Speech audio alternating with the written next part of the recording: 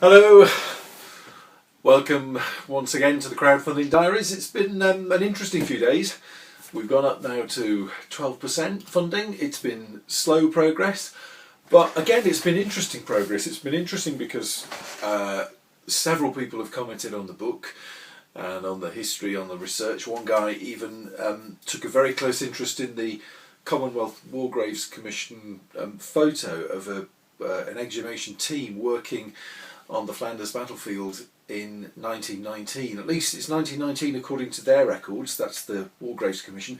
He, though, looked very closely at the photo and saw that two of the guys were wearing VC medal ribbons, which is quite unusual, and suggested, could it have been one of the four exhumation parties that were involved in the reinterment of the unknown warrior, who eventually, of course, was buried in Westminster Abbey. So that was a very interesting conversation.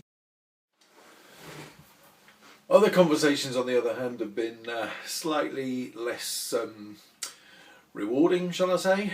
A very strange email from somebody I'd regarded as a friend, and I'd emailed him as such to tell him about the project, and I thought he'd be very interested, and I think he probably was.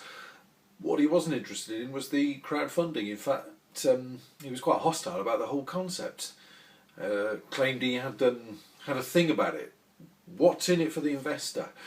You know, what's in it for me kind of attitude. You know, he seemed to be under the impression that if he made a pledge and the book didn't succeed, then he wouldn't get anything in return. I did write back and point out that, of course, he'd get the book, and even if the book doesn't reach its funding target and never gets published, you get your money back, and in the interim, of course, you've had all the fascinating insights into the writing process and the research via the shed.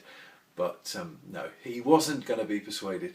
On the other hand, there was a girl who apologised, wrote an email apologising that she wasn't going to be able to pledge. She was very interested, would love to have supported, but she was unemployed. She was between jobs, and she was finding it quite hard to pay the bills. Fair enough, absolutely fair enough. And yet 2 days later, I happened to click on the supporters list and found that her name was amongst them. So she clearly found the resources. God knows what she'd done, and she'd made a pledge. You know, a real kind of widow's mite kind of offering, and very humbling and very gratifying at the same time. What else has happened? I've had a few nice postcards printed with the picture on the front, the web address, a few details on the back with the web address as well. Basically, just so that I can hand those out to people that I might meet and talk about the book to face, rather than having to scribble down the web address on a scrappy bit of paper or something.